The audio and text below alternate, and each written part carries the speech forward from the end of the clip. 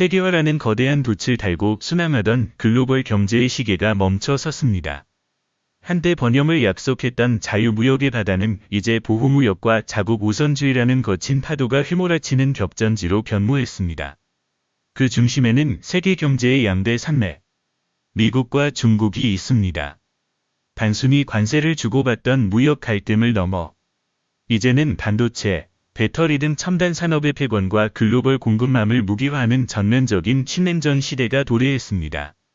두 거인의 충돌은 전 세계 거시 경제의 질서를 근본적으로 뒤흔들고 있으며 그 충격파는 수출 주도형 경제 구조를 가진 대한민국을 가장 날카롭게 타격하고 있습니다. 우리는 강대국들의 패권 전쟁이 첨부한 막대한 비용을 고스란히 떠안아야 하는 변곡점 위에 서 있습니다. 과거 30년 동안 한국 경제는 기적 같은 성장을 이룩했습니다. 미국의 거대한 소비시장과 중국이라는 세계의 공장을 양분 삼아 수출 신화를 써내려갔습니다. 그러나 이제 그 두 개의 축이 붕괴하고 있습니다. 무역 의존도가 70%를 사무하는 대한민국에게 미중 디커플링 현상은 단순한 외교적 딜레마를 넘어 국가 경제의 존립을 위협하는 치명적 뇌관입니다. 연일 심리적 마지노선을 위협하는 원달러 환율의 급등세, 국가 부도 위험을 나타내는 시리즈 프리미엄의 불안한 움직임, 그리고 실물 경제를 짓누르는 고금리의 압박은 일시적인 현상이 아닙니다.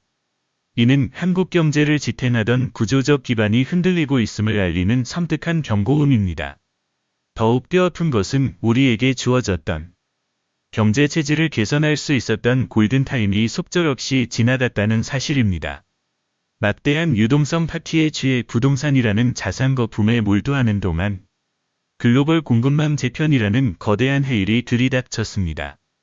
반도체 호황이라는 착시 효과에 가려졌던 우리 산업의 민낯이 드러나는 순간 강대국 사이에 낀 샌드위치 신세의 취약성이 폭로되고 있습니다. 고래 싸움에 새우등 터지는 현실은 이제 우리의 일자리와 자산, 평범한 일상을 위협하고 있습니다. 과연 우리는 이 폭풍우 속에서 살아남을 수 있을까요? 잃어버린 골든타임의 대가는 얼마나 가혹할지 지금부터 그 냉혹한 첨부서의 내역을 하나씩 들여다보겠습니다. 위기의 진부는 가장 먼저 실물 경제의 최전선, 수출 지표에서 감지되기 시작했습니다. 매월 발표되는 무역수지 통계는 더 이상 한국 경제의 자랑거리가 아닌 뼈아픈 경고장이 되었습니다. 과거 한국은 중간재를 중국에 수출하고 중국이 이를 완제품으로 조립해 전 세계에 내다 파는 수직적 분업 구조를 통해 막대한 무역 흑자를 누려왔습니다. 그러나 중국의 제조업 굴기는 이 견고했던 공생관계를 산산조각 냈습니다. 중국은 이제 우리의 중간재를 필요로 하지 않으며 오히려 글로벌 시장에서 한국의 주력 수출품과 정면으로 맞붙는 강력한 경쟁자로 부상했습니다. 대중국 무역 수지가 구조적인 적자의 늪으로 빠져들고 있다는 사실은 한국 경제의 성장 동력 하나가 영구적으로 소실되었음을 의미합니다. 더욱 치명적인 타격은 한국 경제의 심장이라 불리는 반도체 산업에서 발생하고 있습니다. 미국의 대중국 반도체 수출 통제 조치가 본격화되면서 한국 반도체 기업들은 최대 시장을 잃을 위기에 처했습니다. 워싱턴과 베이징의 눈치를 동시에 살펴야 하는 아슬아슬한 줄타기 속에서 글로벌 칩월의 불똥은 고스란히 국내 기업들의 실적 악화로 이어지고 있습니다. 반도체 수출액의 급감은 단순히 한 산업의 부진을 넘어 국가 전체의 달러 유입을 마르게 하는 혈맥 경화 현상을 유발합니다. 달러의 유입이 줄어들면 원화의 가치는 필연적으로 하락할 수밖에 없습니다. 이러한 수출 부진과 무역 적자에 고착하는 국가 경제의 기초 체력을 나타내는 펀더멘털의 급격한 훼손을 방증합니다. 외환 보유액이라는 반파제가 아직 존재한다고는 하지만 기축 토마국이 아닌 한국의 입장에서 지속적인 경상수지 적자는 하늘 방어 능력을 현저히 떨어뜨립니다. 1997년 외환위기의 악몽 역시 겉으로는 견고해 보였던 거시 경제지표 이면에 누적된 막대한 경상수지 적자와 단기 외채의 급진에서 출발했다는 사실을 잊어서는 안 됩니다. 지금 우리가 목격하고 있는 무역수지 적자의 연속은 단순한 경기순환의 사이클이 아닌 글로벌 밸류체인 붕괴가 불러온 구조적 위기의 서막에 불과할지도 모릅니다. 수출 감소로 촉발된 달러 가뭄은 즉각적으로 외환 시장을 강타하며 원달러 환율의 급등을 야기했습니다. 환율 1400원 시대의 고착화는 단순한 숫자의 변화가 아닙니다. 이는 원유, 천연가스, 곡물 등 핵심 원자재를 전량 수입에 의존하는 한국 경제의 수입 물가 폭등이라는 치명적인 독약을 주입하는 것과 같습니다. 강달러 현상으로 인해 국제 원자재 가격이 안정세를 보이더라도 국내로 들어오는 수입 단가는 치솟게 되고, 이는 시차를 두고 기업의 생산 비용 증가와 소비자 물가 상승으로 전이됩니다. 이른바 환율이 밀어올린 인플레이션. 수입 인플레이션의 거대한 파도가 밥상 물가와 공공요금을 전방위적으로 덮치고 있는 것입니다. 치솟는 물가를 잡기 위해 한국은행은 울며 겨자 먹기로 기준금리를 인상할 수밖에 없습니다. 미국 연방준비제도가 인플레이션을 잡기 위해 공격적인 금리 인상을 단행하는 상황에서 한미 금리 역전 현상에 따른 자본 유출을 막기 위해서라도 금리 인상은 피할 수 없는 선택입니다. 그러나 이 불가피한 토마 긴축 정책은 3천조 원에 육박하는 가계부채라는 화약고에 불을 붙이는 뇌관이 되고 있습니다. 영끌과 비투로 자산을 증식했던 가계는 매달 기하급수적으로 불어나는 이자 상환 부담에 짓눌리기 시작했습니다. 금리 인상은 자산 가격의 하락을 부추기고, 이는 다시 가계의 순자산 감소와 소비 위축으로 이어지는 악순환의 고리를 완성합니다. 이러한 복합위기의 작동 원리는 실물 경제의 혈류인 유동성을 급격히 말라붙게 합니다. 돈줄이 마른 기업들은 투자를 축소하고 고용을 줄이며, 이는 결국 가계의 소득 감소로 직결됩니다. 금리와 환율, 그리고 물가라는 세 가지 핵심 거시 지표가 동시에 치솟는 삼고, 현상은 경제 주체들의 목을 서서히 조르는 보이지 않는 올가미입니다. 거대한 거시 경제의 충격파는 국가의 국경을 넘어 기업의 재무제표를 타격하고, 최종적으로는 평범한 개인들의 가계부와 밥상머리까지 밀고 들어옵니다. 글로벌 지정학적 리스크가 어떻게 개인의 팍팍한 삶으로 치환되는지, 그 네모칸 메커니즘이 지금 대한민국 한복판에서 실시간으로 작동하고 있는 것입니다. 현재 우리가 마주한 위기의 본질을 꿰뚫어 보기 위해서는 과거의 역사와 글로벌 사례를 거울 삼아 냉정한 시선으로 현실을 직시해야 합니다. 1997년 외환 위기는 단기 외채의 급증과 외환 보유의 고갈이라는 유동성의 위기였습니다. 당시 아시아의 네 마리 용으로 칭송받던 대한민국의 자만심은 순식간에 국가 부도라는 처참한 결과로 돌아왔습니다. 뼈를 깎는 구조조정과 국민들의 금 모으기 운동으로 위기를 극복했지만, 그 과정에서 무너진 중산층과 심화된 양극화의 사무는 지금까지도 깊게 남아있습니다. 그러나 지금의 위기는 97년과 달리 유동성 부족보다는 산업의 구조적 쇠퇴와 글로벌 공급망 재편이라는 펀더멘털의 위기라는 점에서 그 심각성이 차원을 달리합니다. 시선을 밖으로 돌려보면 상황은 더욱 명확해집니다. 한때 세계 열대 경제 대국이었던 아르헨티나는 포퓰리즘 정책의 남발과 만성적인 재정 적자로 인해 끝없는 하이퍼인플레이션의 수렁에 빠져 있습니다. 국가 주도의 과도한 개입이 시장의 신뢰를 무너뜨렸을 때 화폐 가치가 어떻게 휴지 조각으로 전락하는지 보여주는 극단적인 사례입니다.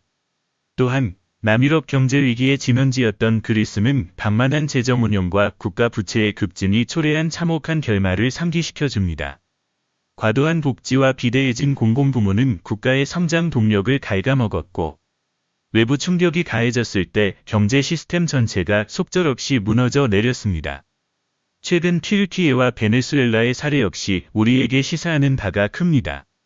중앙은행의 독립성이 훼손되고 정치적 목적에 의한 무리한 통화 정책이 강행되었을 때, 살인적인 물가 상승률과 화폐 가치 폭락이라는 재앙적 결과가 뒤따랐습니다.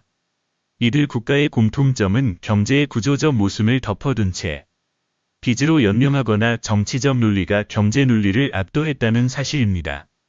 대한민국은 이들 국가와 경제 구조나 펀더멘털 측면에서 직접적인 비교가 어려울 만큼 견고한 것은 사실입니다. 하지만 부동산 프로젝트 파이낸싱, 부실 위험과 막대한 가계부채라는 뇌관을 품고 있는 상황에서 글로벌 거시 경제에 거대한 충격이 가해질 경우 위기가 전염되는 속도와 파급력은 결코 안심할 수 없는 수준입니다. 글로벌 충격파가 한국 경제의 내부에 도달했을 때 가장 먼저 파열음을 내는 곳은 바로 대한민국의 자산시장, 그 중에서도 부동산입니다.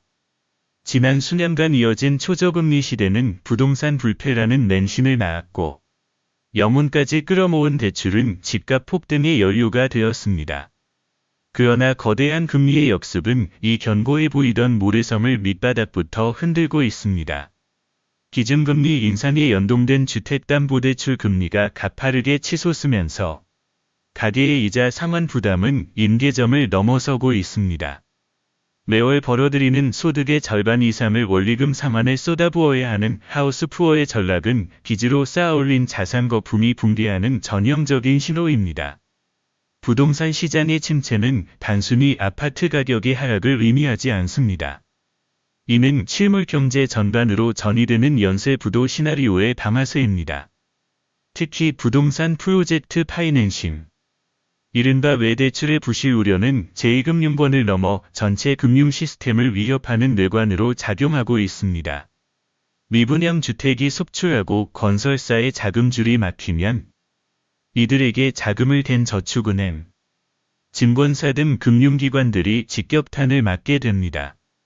자본 조달 비용은 급증하는데 투자금 회수는 불투명해지는 돈맥경화 현상이 금융권 전반으로 확산되는 것입니다.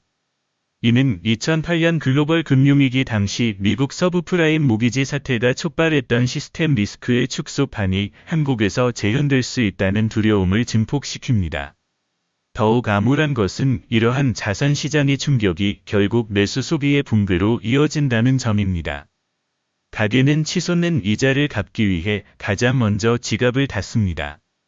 외식을 줄이고 여행을 포기하며 필수적인 생필품 소비마저 줄이는 극단적인 긴축에 돌입합니다.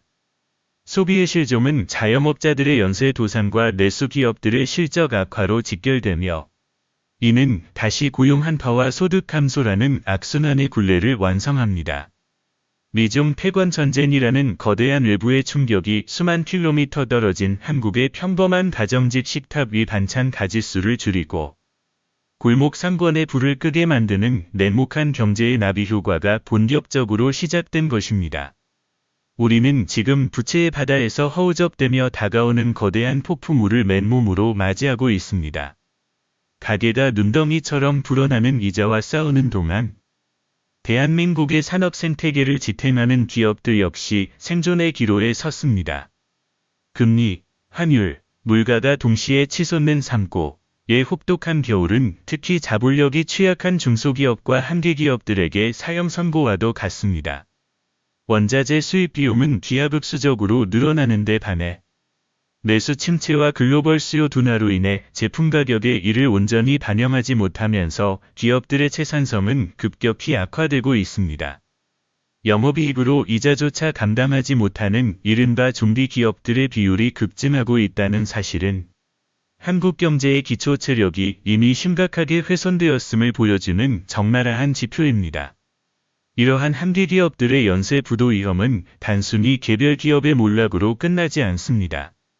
이들과 촘촘하게 얽혀있는 공급망 전체에 연쇄적인 타격을 가하며 건실한 우량 기업들마저 유동성 위기에 빠뜨릴 수 있습니다. 과거 정부 주도의 대규모 구제 금융이나 금융권의 만기 연장 조치로 연명해 오던 기업들이 이제는 차가운 시장의 논리 앞에 발거벗겨진 채 서 있습니다. 고금리 기조가 장기화될수록 시장은 무자비한 옥석 가리기에 돌입할 것이며 경쟁력을 상실한 기업들의 파산은 대규모 실업 사태라는 또 다른 사회적 재난을 예고하고 있습니다. 일자리의 상실은 앞서 언급한 가계부채 문제와 결합하여 폭발력을 배달시키는 가장 치명적인 도화선입니다. 더 큰 문제는 미래를 위한 투자마저 멈춰섰다는 점입니다. 자금 조달 비용이 천정부지로 치솟으면서 기업들은 신규 투자를 보류하고 현금 확보에만 사활을 걸고 있습니다. 글로벌 패권 경쟁에서 살아남기 위해서는 인공지능, 배터리, 바이오 등 첨단 산업에 대한 천문학적인 연구개발 투자가 필수적입니다. 그러나 당장의 생존이 시급한 기업들에게 미래를 위한 선제적 투자는 사치로 여겨지고 있습니다. 투자의 실종은 결국 미래의 성장 동력 상실로 이어지며 잠재 성장률을 0%대로 끌어내리는 수축사회의 진입을 가속화합니다. 잃어버린 골든타임 속에서 혁신의 엔진이 차갑게 식어가고 있는 사이, 경쟁국들은 막대한 국가적 지원을 등에 업고 우리를 저만치 앞서 달려가고 있습니다. 경제 주체들이 생사의 갈림길에서 신음하는 동안 이 거대한 위기의 파도를 막아내야 할 조타수, 즉 정부와 중앙은행의 고민은 그 어느 때보다 깊어지고 있습니다. 한국은행은 현재 그야말로 사면초가의 딜레마, 빠져나올 수 없는 진퇴양난의 늪에 빠져 있습니다. 치솟는 인플레이션을 억제하고 원화 가치의 추가적인 폭락을 막기 위해서는 미국의 고강도 긴축 보폭에 발맞춰 과감하게 기준금리를 인상해야 하는 것이 거시경제학의 기본 원리입니다. 한미 금리 차이가 벌어질수록 외국인 자본의 대규모 이탈은 가속화되고 이는 다시 환율 급등으로 이어지는 악순환을 낳기 때문입니다.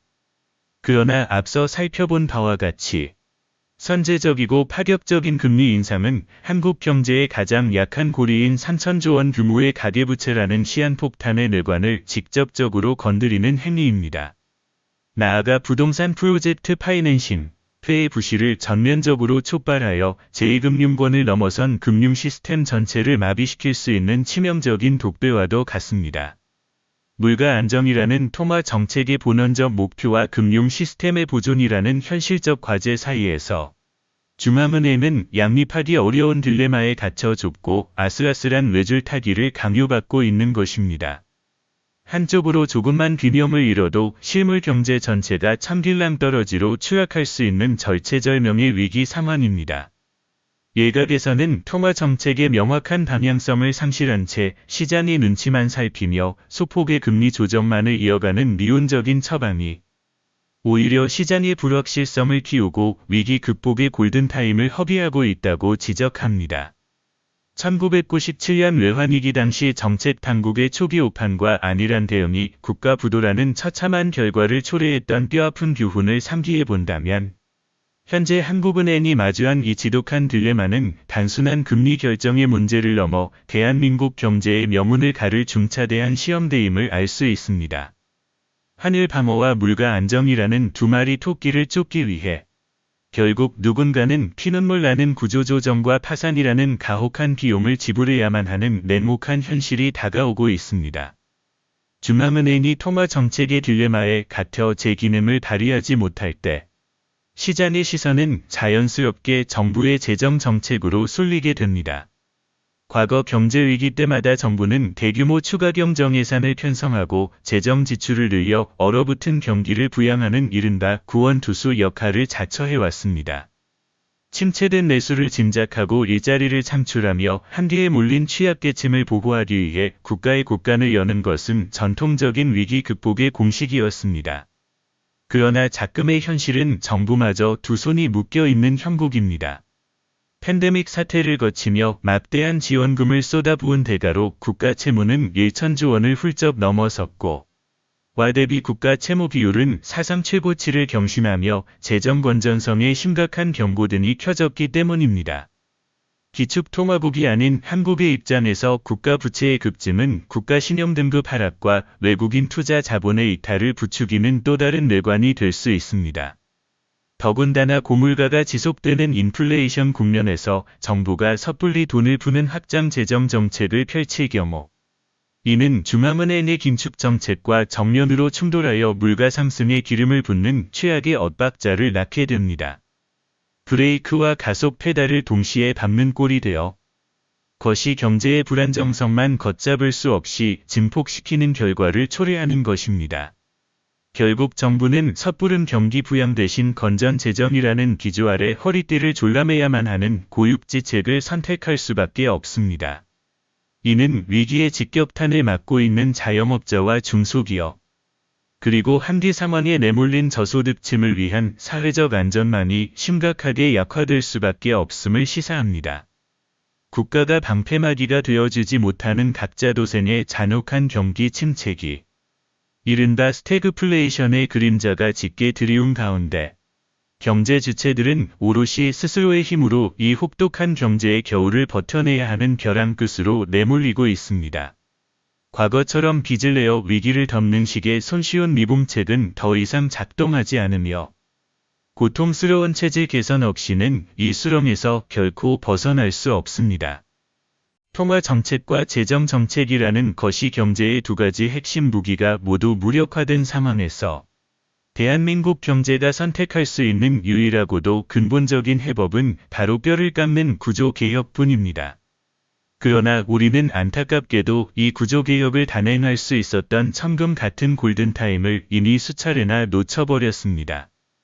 저금리와 풍부한 유동성이 지배하던 과거의 호황기도만 우리는 낡은 규제를 혁파하고 노동시장의 유연성을 확보하며 저출산 및 고령화라는 인구 구조적 제한에 대비할 수 있는 근본적인 수술을 미뤄왔습니다.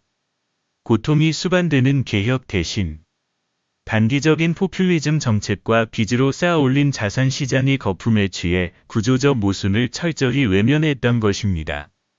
그 결과 대한민국의 경제 체질은 외부의 충격에 극도로 취약한 허약 체질로 전락하고 말았습니다.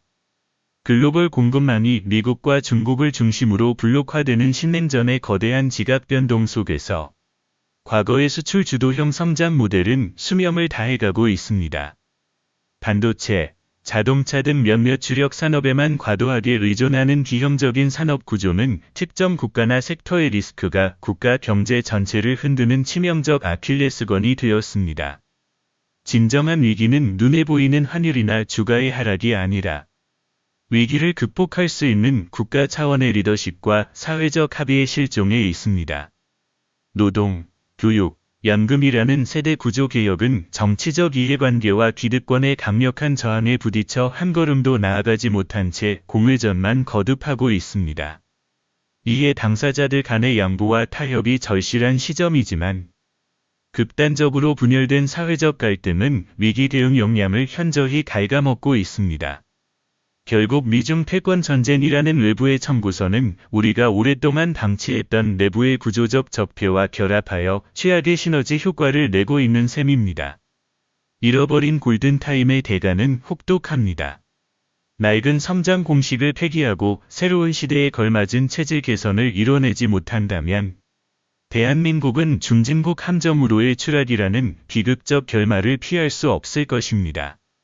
국가가 흔들리고 거시 경제의 댐이 무너져 내리는 이 전대미문의 위기 속에서 평범한 개인은 과연 어떻게 생존해야 할까요?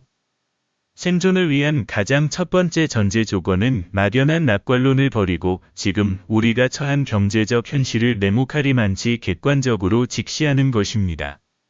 과거 1여 년간 이어졌던 초저금리 시대의 환상, 즉 부동산 불패나 주식 우상향과 같은 자산 팽창의 달콤한 향수에서 하루빨리 벗어나야 합니다. 빚을 내어 자산을 증식하는 레버리지 전략이 미덕으로 칭송받던 시대는 완전히 종말을 고했습니다. 이제는 자산의 가치 상승을 기대하기보다 나의 자산을 어떻게 잃지 않고 지켜낼 것인가를 고민해야 하는 뼈아픈 담화의 시간입니다. 금리가 다시 과거와 같은 제로 수준으로 돌아갈 것이라는 헛된 기대를 품고 버티기에 돌입하는 것은 거대한 쓰나미 앞에서 맨몸으로 서 있는 것과 같은 자살 행위입니다.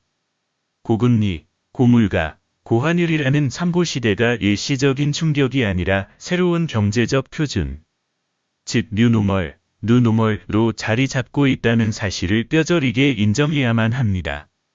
이는 나의 자산 포트폴리오를 제로 베이스에서 전면적으로 재검토해야 함을 의미합니다. 수익성보다는 황금성과 안전성을 최우선 가치로 두고 위기 시에도 현금화가 가능한 자산의 비중을 극대화하는 보수적인 접근이 필수적입니다. 과거 무리한 영끌이나 비투로 확보한 자산이 있다면 다소의 손실을 감수하더라도 과감하게 매각하여 부채의 규모를 선제적으로 줄이는 결단력이 필요합니다.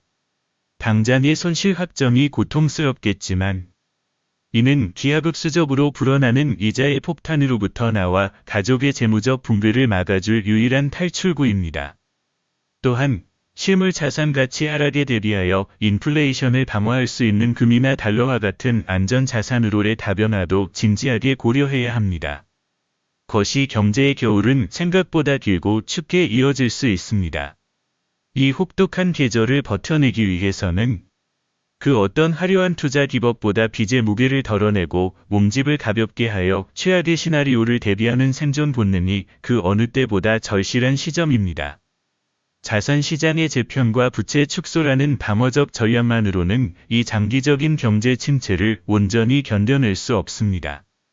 거대한 디레버리징, 부채 축소의 시대에 개인의 생존을 담보하는 가장 강력하고도 근본적인 무기는 바로 견고한 현금 흐름, 캐시 플로디입니다. 자산 가격이 폭락하고 금융시장의 변동성이 극에 달할 때 매월 일정하게 꽂히는 근로소득과 현금 창출 능력은 단순한 돈의 의미를 넘어 어떠한 일풍에도 흔들리지 않는 삶의 닻이 되어줍니다. 따라서 불확실성이 지배하는 현재의 국면에서는 무리한 투자로 일확천금을 노리기보다는 자신의 본업에 충실하며 흔들림 없는 현금 파이프라인을 유지하고 강화하는 데 온 힘을 쏟아야 합니다. 기업들이 긴축 경영에 돌입하고 대규모 구조조정의 칼바람이 몰아치는 고용 빙하기 속에서 나의 대체 불가능한 가치를 입증하는 것은 생존과 직결된 절대적인 과제입니다. 시대의 흐름을 읽고 끊임없는 자기 개발을 통해 스스로의 인적 자본, 휴먼 캐피털, 가치를 높이는 투자가 그 어떤 금융상품보다 높은 수익률을 가져다줄 최고의 안식처입니다. 나아가 본업 외에도 소규모 부업이나 랜잡을 통해 현금 흐름의 파이프라인을 다각화하여 한 곳의 수입이 끊기더라도 생계를 유지할 수 있는 안전장치를 마련해 두는 전략이 필요합니다. 지출 통제 역시 필수 불가결한 생존 스킬입니다. 과시적 소비나 불필요한 고정 지출을 냉정하게 도려내고 현금 유동성을 극대화하여 예비 자금을 넉넉히 확보해야 합니다. 위기는 준비되지 않은 자에게는 모든 것을 앗아가는 재앙이지만 현금을 쥐고 준비된 자에게는 10년에 한 번 올까 말까 한 부의 재편, 즉 자산 매입의 가장 완벽한 기회가 되기 때문입니다. 결국 글로벌 패권 전쟁과 거시 경제의 충격이라는 통제 불가능한 거대한 변수 속에서 우리가 유일하게 통제할 수 있는 것은 바로 나 자신의 재무 구조와 인적 가치뿐입니다. 세상이 멈춰섰다고 한탄할 시간이 없습니다. 냉혹한 겨울을 버티며 착실히 내실을 다진 사람만이 마침내 얼음이 녹고 다시 경제의 봄이 찾아왔을 때 새로운 부의 사다리에 가장 먼저 발을 내디딜 수 있을 것입니다.